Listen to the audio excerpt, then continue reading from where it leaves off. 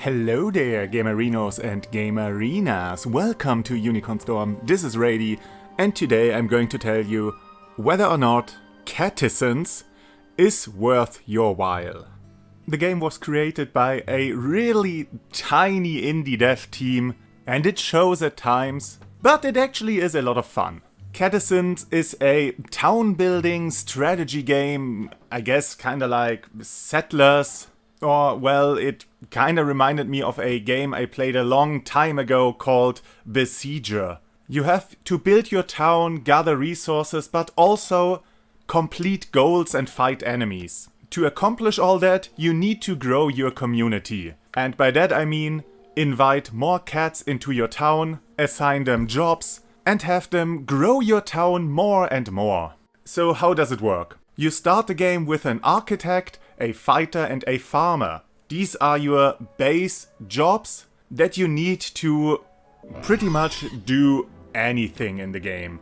Your fighters are mostly there to fight your enemies, which can include wildlife but also other tribes that might attack your town and steal your goods. But your fighters are also the first to gather up resources that are just lying around. So whenever your cats fell a tree or mine through a rock, all the materials are just appearing on the ground next to it, and it's most of the time your fighters who will pick it up and bring it to your storage. Though you can assign any cat to transport the materials to your storage. Your architect uses all these materials to construct buildings. Buildings range from cottages and houses where your cats can sleep in, to utilities like bathhouses to clean your cats, extra storage rooms, or a marketplace to sell your wares for gold, to special buildings that produce different resources, like stables for cows and sheep to produce milk or wool, or farms and vegetable gardens to produce food, and even more specialized buildings like windmills or taverns that convert your resources into special items. Thing is, you can't just build away everything you like. You have to unlock each and every building. You start off just with the basics, with houses and I believe the bathhouse. And for pretty much everything else, you need to specialize your cat's jobs. And how does that work? By just doing their job, a cat gains experience points. And when they have enough, they level up. And then you get to assign one skill point to a pretty small job tree. Fighters level up by fighting enemies. Architects level up by constructing or repairing or upgrading buildings. Farmers level up by growing food or tending to the animals. And rangers level up by hunting. And maybe there are even more jobs later on, but I haven't discovered them yet. At the lower levels, you mostly are just able to upgrade your main stats. That is, intellect, strength or stamina. Which increases your cat's damage output or their health. And I don't really know what intellect is really used for in this game. But after spending a few points, you unlock the second tier abilities, and those give you access to better abilities for your fighters, a higher yield when gathering wood or stone for architects, and more versatility for your farmers. They can learn how to cook, they can learn how to grow different crops, or they can specialize in raising animals. Animals different from cats. As long as you have enough housing and food, you can invite more cats into your town. But all those cats are unemployed, for lack of a better word. They don't have a job assigned to them. So they are pretty much useless. They can gather up resources from the ground, and that's pretty much it. But you can't just assign them a job. They need to take up an apprenticeship.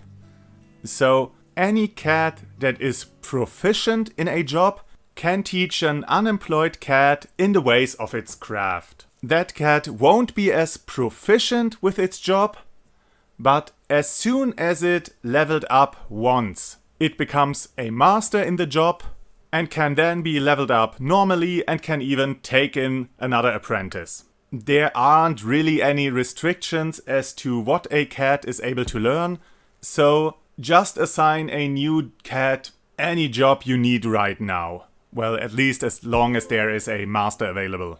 That also means that if you have already a large number of cats with a certain job, it's very easy to train even more cats in that job. And if you only have one cat with a particular job, it takes quite a while to train more cats because a cat can only ever have one apprentice at a time. It's a good thing to have a good amount of farmers and fighters in your town. You can survive with 1 or 2 architects for quite a while.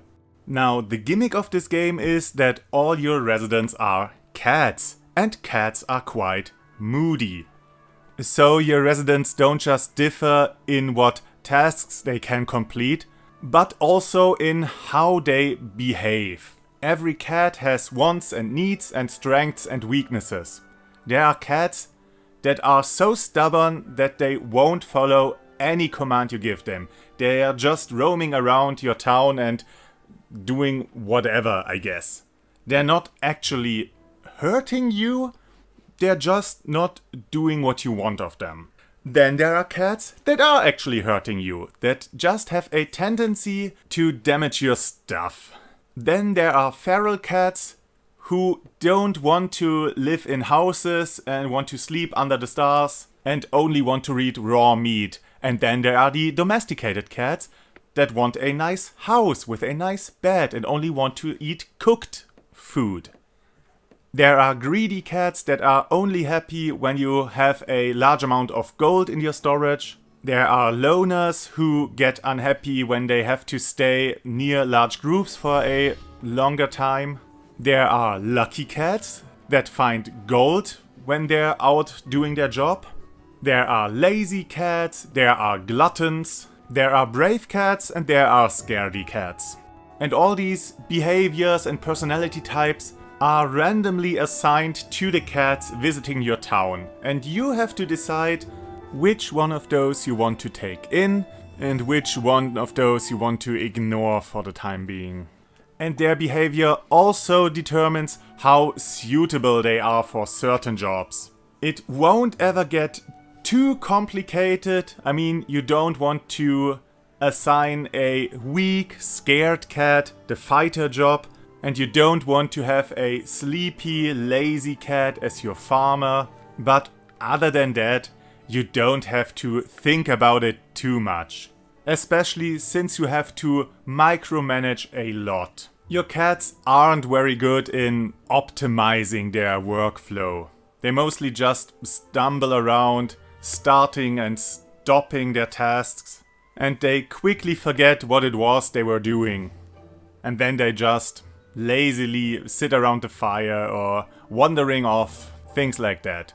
They will pick up the work related to their job every so often, but if you don't manage them, they won't get anything done. Fighters sometimes ignore enemies because they decided to just walk off in a different direction. Your gatherers just don't pick up the resources. Your farmers only plant half of the crops before they fuck off again. Stuff like that. So you have to constantly watch over all your cats and tell them what they should do. And if they are dirty and have fleas, you have to tell them to take a bath, because they wouldn't do so otherwise. Sometimes they don't even do so after you commanded them to. It gets a bit easier the more cats you have and the more proficient they are in their jobs, because then, even though they don't achieve optimal results, you yield enough resources or do enough damage in a fight that it doesn't really matter anymore. But yeah, a lot more work needs to be done on the AI system, or how your cats react to your commands, or how long they will follow your commands. I mean, in other strategy games, your units are just waiting around until you tell them what to do. But here, you tell your cats to move to a position or fight against an enemy, but after the task is done, the cat behavior system takes over, and then your cat just does whatever. Wanders off somewhere, or it satisfies random needs, which would normally be fine, but you sometimes have to give another command every few seconds just to have your cats wait at the correct position. This happened to me a lot when I tried to move my fighters to an enemy camp. Because your cats are wandering around your town all the time, they never start from one centralized position. So if you tell them to attack an enemy, then only one cat will reach the enemy and fight them all alone, and 5 minutes later all the other cats appear. So you need to gather them first, but your cats won't wait for more than 5 seconds for their comrades. So if you don't give them another command to wait near that position, they just return to the town. And this gets annoying pretty quickly. I guess just a wait command would be enough. Just tell any cat to wait at a certain position would be enough. It is also quite cumbersome to organize your citizens. You have a list of all your residents on the left side of the screen, and you can infer from the hats the cats are wearing what job they are assigned to. But if you have a flea infestation or something like that and want to know which cats are infested with the little buggers, then you need to click on each and every one, because the list only shows you the main behavioral attributes of a cat, not all the conditionals at the time. You will see if a cat is happy or unhappy, but if you want to know whether it's starving or if it's tired or dirty or something else, you have to click on each and every one. And I guess, yeah, if there were too many icons shown in your overview, then it would overburden you. But at least the more important icons could be shown that way. But, well, I guess you see if a cat is happy or unhappy, so that should suffice. A bigger problem was assigning beds to your cats, because there doesn't seem to be a list of which cat has a house and which one doesn't. You can only click on a house to see how many beds are not assigned to any cat. And then you can click on a bed and assign a cat to it. Thing is, in your overview, there is no information as to which cat is already assigned a house and which one isn't. And I don't really have a solution for that. Maybe only buy another house if you want to invite a new cat into your community, so that you can instantly assign a bed to it and don't have to bother with it later. I guess what I want to say is this game needs more user friendliness and a more intuitive management system. Because aside or despite these hiccups, the game is a lot of fun. It looks pleasant and it progresses at a really nice pace. Not too fast, but you don't need to wait too long for construction on buildings to be finished or for enough resources to be gathered. If you need something, you assign a few cats to a job and it will be done in a few minutes. The way you unlock new buildings by leveling up and specializing your cats is also pretty neat and helps the game differentiate itself from all the other town building strategy games that operate more on a town level or production chain system.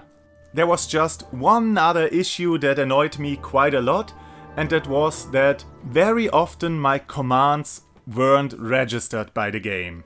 And this has to do with the way the camera works in this game. So you play this game with keyboard and mouse, and you select a cat with the left mouse button and assign a task or give a command with the right button. But you also control the camera by holding the right mouse button. And I guess this game prioritizes camera movement over your commands. So if you just ever so slightly move your mouse while giving a command, the game thinks you want to move the camera and doesn't register your command. So I guess the game just needs a bigger window after you made a right click before it wants to move the camera, which is something that could be patched in really easily. So let's hope the devs listen to criticism. But yeah, this is a really fun game. A really fun town builder with light strategy elements. And of course, the main gimmick, the core of this whole idea, the cat simulation gameplay, where you have to juggle all the different behaviors and personality types and can foster friendships and rivalries between your residents, though I don't know why you'd want to have your cats like each other less. But yeah, you can have them chat and brag to each other and really get them to care for each other. Not that I've seen any use for it outside of little side quests. But then again, if you're into games like The Sims, then you'd enjoy this aspect of the game as well. So yeah, this is a pretty casual game that can eat a lot of your time. There aren't a lot of missions in this game, but each mission takes a lot of time building your town, organizing and leveling up all your residents, and completing all the level goals. It doesn't revolutionize any of its systems, but because of how it presents these systems, it has its own identity, and a really cute one at that. So yeah, if you're into town builders, light strategy, and sim-like citizen management, then this might be the game for you. This game will be released in early access, which means it isn't finished, it isn't complete yet, but that also means that the devs are actively working on it and ironing out all the flaws. At least I hope so. So yeah, if you're interested in it, just keep an eye on it. And that said, I wish you an awesome day. That's it from Rady, and I hope to see you again on the next game.